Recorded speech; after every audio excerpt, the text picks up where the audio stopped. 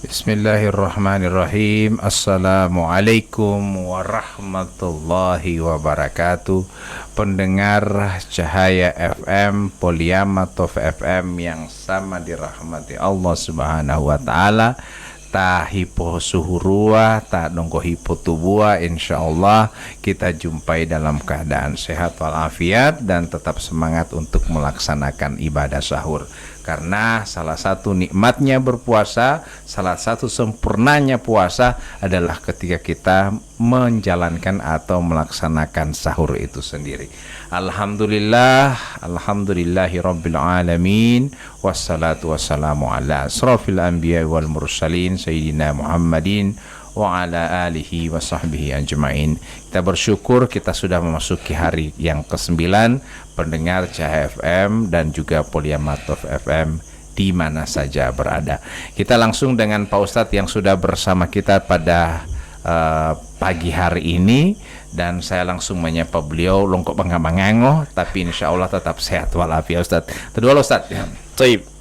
Bismillahirrahmanirrahim. Assalamualaikum warahmatullahi wabarakatuh. Waalaikumsalam. Alhamdulillahi rabbil alamin wal aqibatu lil muttaqin wa la udwana illa 'alal zalimin. Asyhadu an la ilaha illallah wahdahu la syarikalah wa asyhadu anna Muhammadan abduhu wa rasuluh la nabiyya ba'dah. Allahumma salli wa sallim wa zid wa barik ala sayyidina Muhammadin wa ala alihi wa sahbihi wa man sara ala nahjihi wa iktafa atharahu ila yaumi al-qiyamah. Para pendengar Cahaya FM Bualemo dan Poliama Top FM Gorontalo yang insya Allah kita semua dimuliakan oleh Allah Subhanahu wa taala. Alhamdulillah kita bersyukur kepada Allah Subhanahu wa taala, tak terasa kita sudah berada di hari yang ke-29 dari bulan hari ke-9 maksudnya ke-9. Mahiyya melali Ustaz itu hari ke-9 Ustaz. ke-9 maksudnya. Malum bahaya. Hari ke-29 malum bahaya Ustaz. Apa efek dari bangangolo itu? Hari yang ke-9 ya, maksudnya dari bulan suci Ramadan. Berarti sedikit lagi kita akan meninggalkan likur yang pertama. Ya. Jadi likur yang pertama dari bulan suci Ramadan. Ya, 10 hari pertama Ustaz ya. 10 hari pertama ya. Semua berakhir ya. Dan kita masih dalam pembahasan orang-orang yang tidak diwajibkan untuk berpuasa. Yang kedua adalah orang yang dalam keadaan safar. Jadi yang kemarin kita bahas adalah orang yang dalam keadaan sakit dan tua renta. Ya. Sekarang yang kedua adalah orang yang dalam keadaan perjalanan. Nah, ini sengaja ada angka ini di hari yang ke-9 karena biasanya masuk pertengahan ada orang pergi di kota, orang belanja dan lain-lain. Makanya kita bahas apakah ini mau bikin batal puasa atau tidak? Ya, karena jangan sampai alasan dia bilang akan kita perjalanan dari Limboto ke kota. Itu perjalanan dari Poliama ke Terminal Talaga misalnya. Perjalanan dari Cahaya FM ke misalnya ke Piloliana. Apakah ini membatalkan puasa? Nah, apakah ada ukuran untuk orang yang dimaksud dengan safar ini Ustaz? Apakah ada kendaraan khusus ataukah ukurannya bajalan kaki saja atau ukurannya naik sepeda motor atau misalnya dengan memang perjalanan misalnya contoh Ustaz ya dari Gorontalo Makassar. Perjalanan kalau lewat darat memang 2 hari 2 malam. Tapi kalau lewat pesawat hanya 1 jam 25 menit, 1 jam 20 menit. Nah, ini bagaimana Ustaz? Nah, ada jarak atau bagaimana ya? Allah Subhanahu wa taala berfirman dalam Al-Qur'anul Karim dalam surah Al-Baqarah, "Faman kana minkum maridan aw 'ala safarin fa'iddatum min ayyamin ukhar." Barang siapa di antara kalian dalam keadaan sakit. Yang kedua kata Allah apa? Aw 'ala safarin, atau dalam keadaan perjalanan. Fa'iddatum min ayyamin ukhar, maka hendaklah mereka ganti pada hari yang lain. Ya. Nabi Muhammad sallallahu alaihi wasallam hendak. Ya, tidak boleh batahan. Tidak boleh batahan. Ya, bahkan Nabi menegaskan dalam hadisnya, kalau batahan dilarang. Laisa minal birri as-shawmu fis safar. Bukan dari kebaikan orang yang berpuasa dalam keadaan perjalanan. Jadi kalau misalnya dia rasa dia mau dapat tahan Ustaz, Ya. dia rasa dia Dalam mau hadis Nabi menekankan juga, faman syaa falyasum wa man syaa falyuftir. Barang siapa yang mampu hendaklah dia berpuasa, barang siapa yang dia tidak mampu hendaklah dia berbuka. Oh, Jadi ukurannya itu. Saya Yang kira mampu tidak. yang mampu pun tetap harus membatalkan. Ya. Pasti melatihkan. Tidak ada orang sabar kuat. Ya. Tapi kan ada orang yang kuat juga. Nah, ada orang kuat. Kalau orang kuat tidak apa-apa. Tapi kalau dia semua lebar oleng, jangan kasih lebar apa.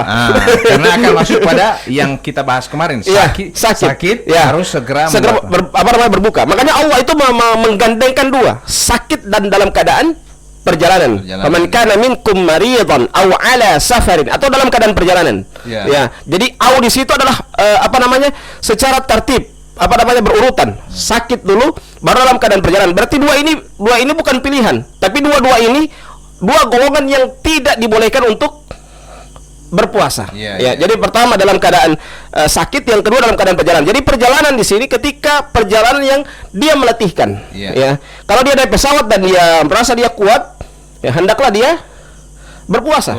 Kalau dia kuat, kalau dia rasa dia kuat. Ya. Kalau misalnya dia mulai baoleng, so pusing, so mau totoango, so pusing, jelas harus dia berbuka. Jangan kasih lebar, saya masih kuat. Padahal Tapi kalau misalnya itu kan perjalanan jauh kan misalnya Ustaz.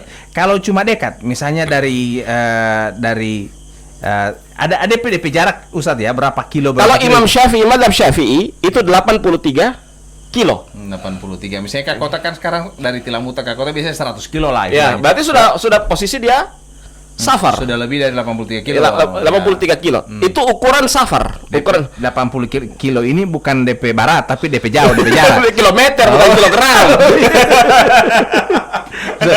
Lebih 83 kilo NTP barat itu. Kilometer. Jadi 83 kilometer. Jadi 83 kilometer itu dihitung dia safar. Berarti kalau kurang dari itu, ya, maka dia tidak dihitung safar menurut mazhab Syafi'i. Tapi kan Ustaz bilang tadi ukurannya pada kemampuan. Iya. Nah, kalau misalnya di bawah dari 83 km, misalnya dari sini, dari Tilamuta ke Pakuyaman kan biasanya cuma 50 km. Tapi ini mau bikin muntah pada dia. Oh, berarti dia sudah dalam keadaan sakit, tidak mampu. Ya, karena ilatnya itu ketika dia tidak mampu. Ya, tidak mampu kan. Kata Nabi kan memberikan penekanan kepada kita. Faman syaa falyuftir wa man syaa falyasum. Ya, barang siapa yang dia mampu berpuasa, hendaklah dia berpuasa. Kalau dia tidak mampu, hendaklah dia berbuka. Jadi dua pilihan. Kalau ente mampu, fadhal, ente lanjut puasa. Kalau ente tidak mampu, fadhal, ente berbuka. Jangan ente bakal lebar apa. Nah, sekarang kalau misalnya saya kembalikan kepada masalah orang yang biasanya pedagang pasar misalnya Ustadz ya, mereka pakai kendaraan. Misalnya mereka dari sini badagang, jual kain di Mananggu misalnya, dari Tilamuta Mananggu kan tidak sampai 85 km. Tapi karena di sana di Mananggu di pasar dengan kondisi jualan akhirnya dia pusing, akhirnya dia membatalkan puasanya. Selama puasa tidak berpuasa karena berdagang itu. Kemudian dia merasa sakit. Ini bagaimana Ustaz? Harusnya begini ya.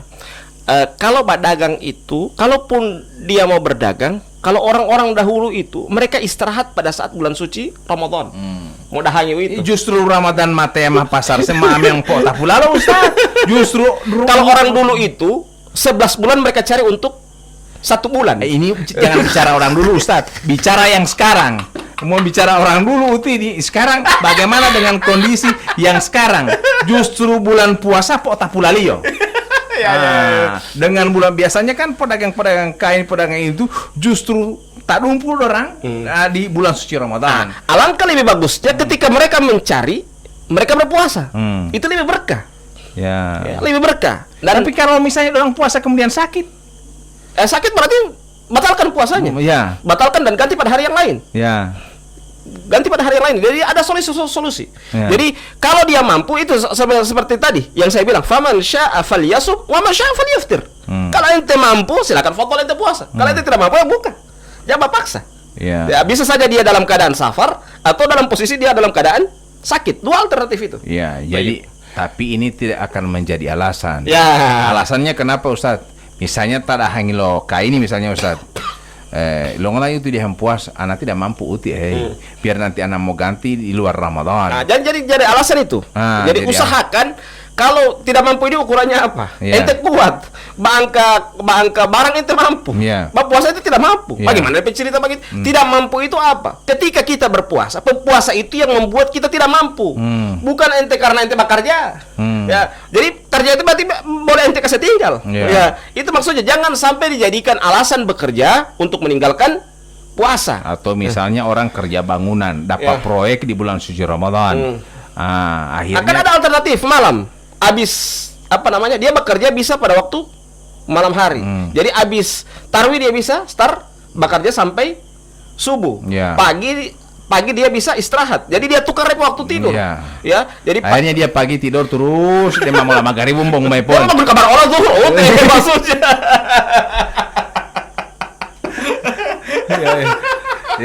Jadi orang yang safar, kembali kepada orang yang safar.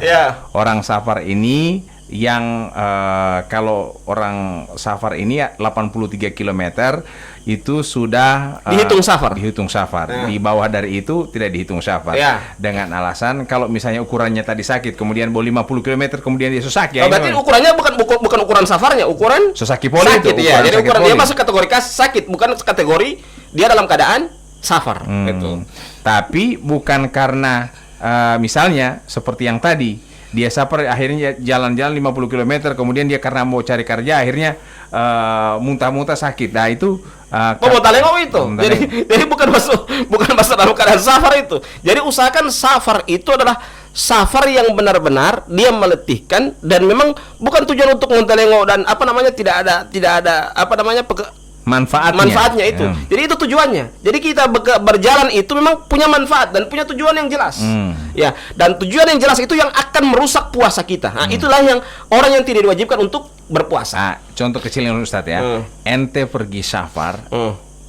Mungkin karena ente melayat. Ada keluarga yang meninggal ente pergi, itu safar. Itu safar. Baru tiba-tiba di tengah perjalanan ente mual atau ada orang sakit, kunjungi orang tua yang sakit, ente safar. Di tengah perjalanan ente juga sakit. Tapi kalau misalnya ente safar cuman beli baju di kota, itu bagaimana Ustaz? Masih bisa tunda malam kan? Malam bisa ente pergi ke kota, besok pagi ente bisa beli di kota. Jadi kalau misalnya masih ada alternatif. Alasannya safar ini hanya untuk belanja dan lain-lain, untuk sia-sia, maka itu tidak boleh. Tidak boleh. Jadi safar yang diperbolehkan di situ adalah safar yang dalam keadaan terdesak, tidak bisa ditunda-tunda. Tidak bisa ditunda seperti itu, menjenguk orang sakit, orang tua sakit misalnya, atau menjenguk melayat orang tua kita yang sudah meninggal atau keluarga kita yang meninggal dunia. Atau tugas, karena tugas. Misalnya itu kan menafkahi keluarga itu tujuannya, tugas misalnya ada perintah dari pimpinan untuk ada rapat di Provinsi Gorontalo di kota. Jadi kita orang harus pergi. Dan di tengah perjalanan kita pusing-pusing. Sudah mabuk dengan perjalanan itu. Maka pada saat itu kita bisa untuk berbuka. Tapi kalau mampu kuat, silakan kita masuk dalam hadis itu. Faman syaa'a falyasum wa man syaa'a falyaftir. Kalau dia mampu hendaklah dia berpuasa, kalau tidak mampu nanti berbuka. Jadi kalau tujuannya untuk mau belanja saja dan lain-lain itu mungkin ditunda dulu. Ya, kalau perlu tunggu perintah dari pimpinan SPT ada rapat di kota itu nanti mau belanja. Satu kali mau belanja daripada 2-3 pulau terlewatkan. Ada kesempatan bapaknya kan, ada alasan kan ada SPT, bukan ini mau belanja tuh kan. Ada SPPD, surat perintah perjalanan dosa maksudnya. Surat perintah perjalanan dinas maksudnya. Kalau itu aman itu. Tapi kalau ente tujuannya hanya untuk belanja dan seterusnya, misalnya mau beli baju hari raya, itu bagaimana Ustaz? Ini kan masih bisa ditunda. Ditundanya bagaimana? Tundanya kan ba'da maghrib bisa ke kota. Pada saat ente sudah stabil, maksudnya makan sudah gagah, pada maghrib besoknya ente minta izin untuk beli baju boleh. Atau tidak begini Ustaz, daripada ente artinya kan mungkin cuma beda 5.000, 10.000 dengan 20.000 di Tilamuta misalnya. Daripada ente belanja di kota mau batal puasa, beli di sini. Sama. Daripada ente mau batal puasa, beda sedikit, puasa juga aman. Baru ekonomis. Mau pergi di tanpa belanja di kota yang artinya padat sekali, semua pingsan-pingsan di sana, baku-baku. Kan itu pusat sekarang kalau di pusat, apalagi hari ke-10 begini Ustaz, hari keberapa harus 9 seperti ini. Aduh, luar biasa, so padat sekali di pusat-pusat perbelanjaan. Dan ini justru membuat kita jadi pusing. Maka oleh sebab yang jarak 83 maupun di bawah 83 di pusat-pusat di kota itu semua bikin batal puasa. Betul itu. Jadi usahakan kita harus juga berhitung, otak kita harus jalan. Cuma memang susah kalau Bapak pikir sementara dalam keadaan berpuasa itu susah ya. Otak kan tidak ada oksigen. Sehingga orang kadang-kala agak sulit untuk berpikir. Berpikir keras. Makanya alangkah lebih bagusnya kalau mau berpikir itu kita berpikir ada jauh hari. Saya ini kalau berpuasa bagaimana? Beli baju kapan? Ya, lebih jauh-jauh hari sebelum puasa lah kita orang beli baju supaya masih mudah lihat orang bawa. Kalau hari-hari begini kan puasa matulawatio kan orang coba beli-bili duluan. Nah, biasanya di pusat-pusat perbelanjaan itu mereka stok itu sebelum Ramadan ada. Nah, kita biasakan belanja sebelum Ramadan. Nah, supaya aman. Sama juga dengan begini. Kadang kala orang baca rumah segala macam dia alasan karena Ramadan. Baca rumah nanti semua dekat hari raya. Ya, harusnya dia berbaca rumah mulai dari start sebelum Ramadan. Padahal supaya dekat hari raya itu justru di situ kita orang banyak beramal, i'tikaf dan lain-lain ya. Nabi itu kan mengencangkan ikat pinggangnya. Ya, itu artinya apa? Makanya kita kembali ke pembahasan bahwa ketika kita safar, kita harus ukur. Safar kita ini untuk apa? Kalau safar kita dalam keadaan kebaikan, fadl. Ya, itu seperti tadi menjenguk orang sakit, kita ada melayat, keluar ada tugas dari pimpinan. Nah, itu tidak mengapa. Tapi kalau tujuan untuk mau beli baju baru, ya bisa ditunda. Masih bisa ditunda. Atau tidak beli di sini Jo. Kan masih bisa seperti itu, tidak usah jauh-jauh. Atau tidak semua titip Pak Pepin ente kan mau kamari, ente titip kamari juga ambil baju kan. Baik pendengar yang sama dirahmati Allah Subhanahu wa taala, kita sebaik mungkin menjaga puasa kita ini untuk tidak batal. Itu intinya. Usahakan kita berpuasa dengan sempurna, jangan mencari-cari alasan untuk supaya puasa kita ini bisa kita batalkan. Nah, itu justru orang lain kasihan, orang yang sakit kasihan berusaha untuk bisa berpuasa. Kita punya teman-teman yang saudara-saudara kita yang di rumah sakit terbaring sekarang pingin sekali berpuasa. Tapi kita justru mencari-cari alasan untuk supaya tidak berpuasa. Anak sakit, anak-anak. Ente kalau mau sakit betul ente rasa Jo. Kan begitu toh? Ada sehat-sehat mah ente minta sakit. Minta sakit. Jadi kita upayakan untuk tidak membatalkan puasa. Kalau misalnya pergi di kota cuman alasan yang masih bisa kita tunda, ya kita tundalah. Tidak usah. Apalagi sekarang ada yang namanya belanja online. Kita kan bisa kirim saja. Cuman main jempol saja sudah selesai. Tapi biasanya orang medung kami barang yang buka kalau bikin kecewa kan. Lebih baik juga membelanja. Sudah banyak di sini tanpa-tanpa yang insya Allah yang bisa membuat kita betul mah kok dia aja mam suruh tuh senggolong itu.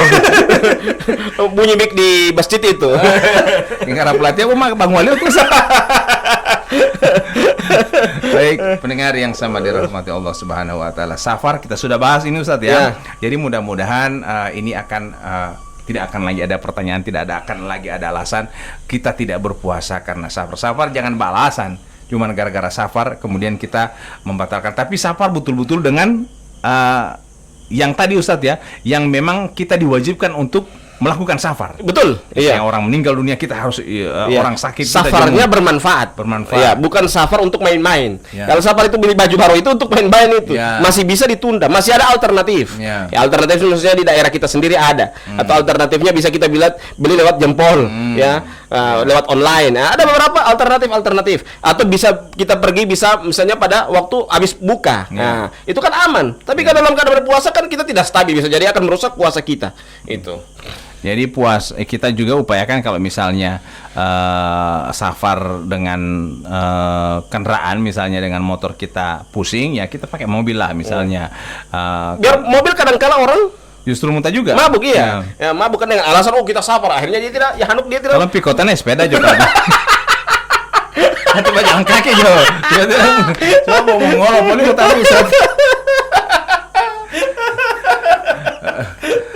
Baik, pendengar yang sama dirahmati Allah Subhanahu wa taala, kembali dengan saya Tibali isi dengan Pi Ustadz Robi. Kita berharap puasa kita ini jangan kita ngarang-ngarang untuk membatalkan puasa kita. Jadi sudah dua yang kita bahas bahwa ila wajib waliu mau puasa itu yang pertama dia karena sakit. Ya.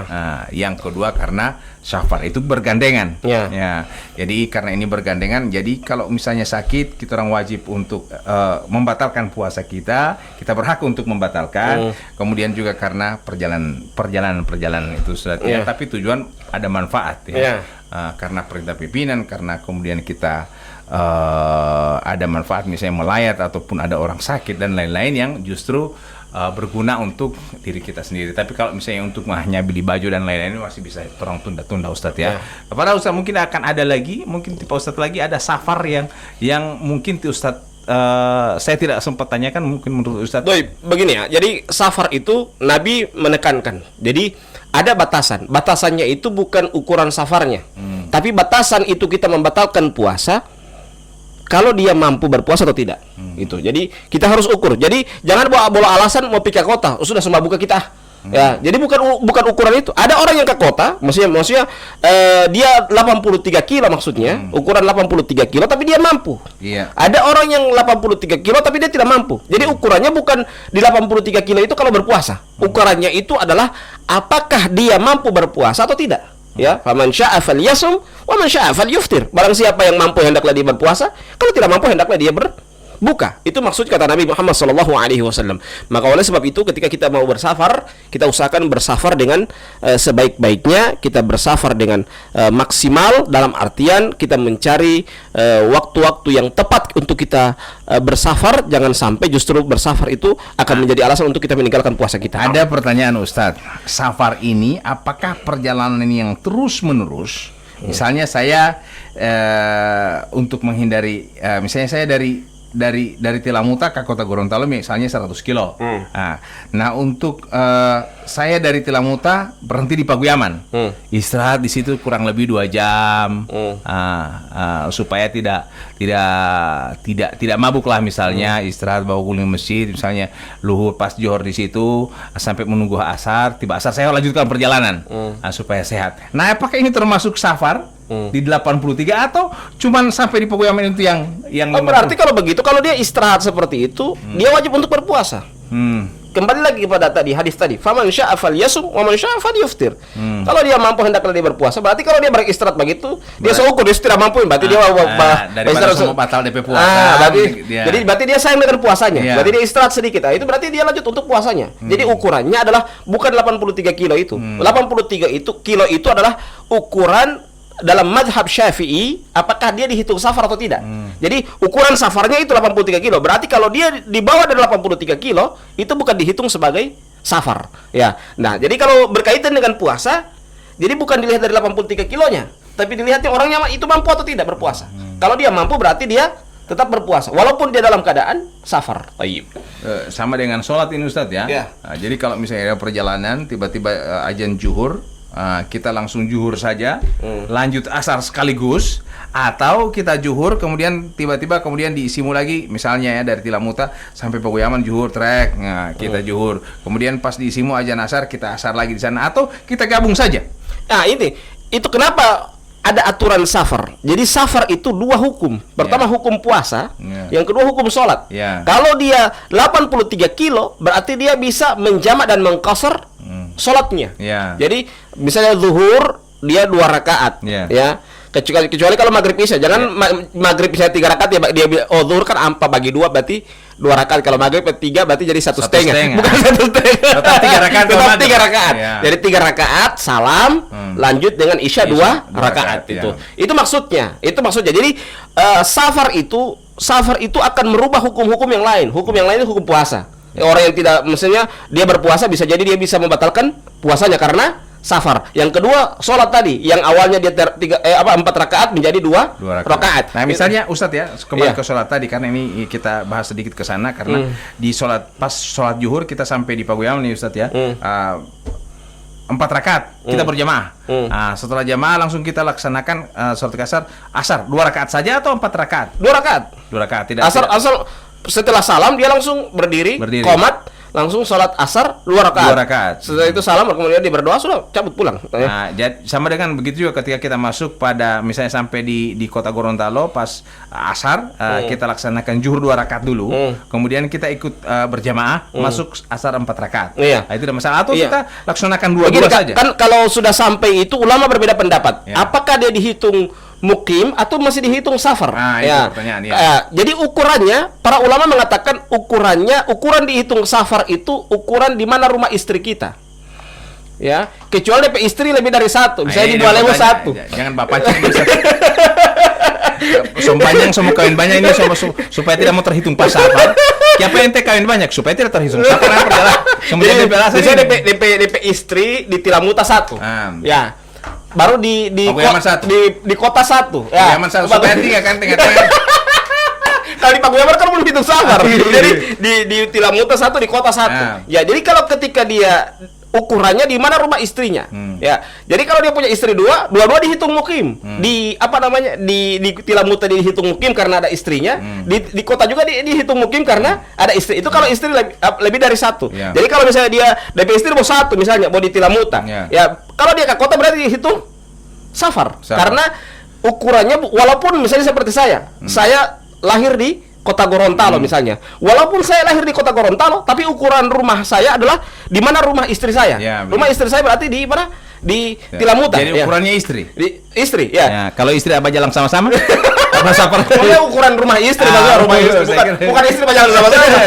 Rumah istri. Ya, rumah istri ya. Kalau DP memang DP istri di bawah 1, Ustaz. Tapi DP rumah ada 2. Ada 1 di Kota Gorontalo tetap atas nama istri. Di Tilamuta juga rumah 1 tetap atas nama istri. Mana yang DP istri yang 3 akar sebenarnya? Di kota atau di Bualewo? Ya, setengah pokoknya 2 hari Pak kita 2 hari pangan. Ya. Jadi ukurannya di mana istrinya itu menetap selama-lamanya. Kalau menetap di Kota Gorontalo berarti Kota Gorontalo itu rumahnya. Mukimnya. Iya, dianggap mukim. Jadi ketika dia ke Tilamuta, dia dianggap safar gitu. Nah, pertanyaannya, dianggap safar itu selama-lamanya atau cuma sampai dalam perjalanan itu? Misalnya pas saya perjalanan dinas ke Kota Gorontalo misalnya, 3 hari di sana ada kegiatan. Nah, itu ukurannya itu. Rumah istri kembali. Ente biasa kegiatan misalnya di Kota Gorontalo, ente istri di sana. Tidak, istri saya tetap di Tilamuta. Baru. Cuman saya berada di Kota Gorontalo 3 hari. Nah, apakah akan terhitung safar semua aktivitas saya?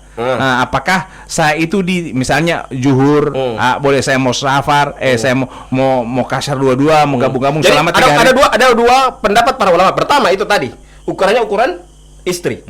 Yang kedua pendapat para ulama, kalau dia sudah sampai berarti sudah dihitung mukim, walaupun dia dalam posisi safar. Jadi ada 2 pendapat. Jadi kalau ada yang mengatakan pas dia sudah sampai dia sholat dengan sholatnya sudah normal, tidak di jamak, tidak di kasar, berarti dia ambil pendapat yang kedua ini. Tapi kalau dia masih kasar terus jamak kasar, berarti dia ambil pendapat yang pertama tadi.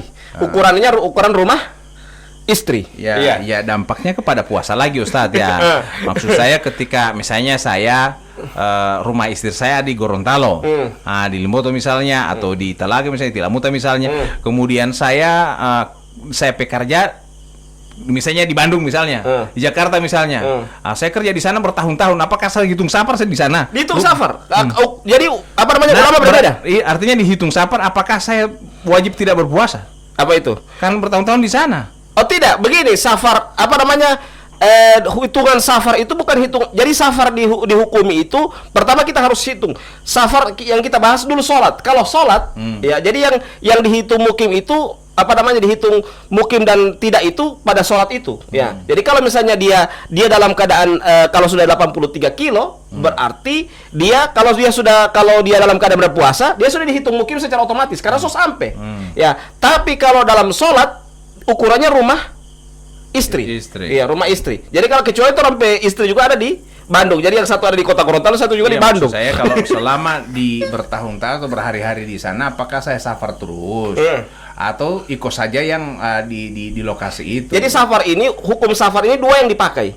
Dipakai pada hukum puasa, dipakai pada hukum sholat. Ya, kalau dipakai pada hukum sholat, ukurannya rumah istri. Ya, rumah istri. Kalau ukuran puasa, kalau dia sampai sudah dihitung mukim. Mukim. Bukan lagi dihitung puasa, dihitung safar gitu. Ya. Baik pendengar yang samar dirahmati Allah Subhanahu wa taala, tanpa terasa kita berbicara. Malam Minggu ya sudah berjalan-jalan, kita juga sebentar safar Pak bicara ini. Waktu safar kita tinggal sudah sampai. Kita tutup dengan bacakan doa kafaratul majelis. Subhanakallahumma wa bihamdika asyhadu an la ilaha illa anta astaghfiruka wa atubu ilaik. Wassalamualaikum warahmatullahi wabarakatuh.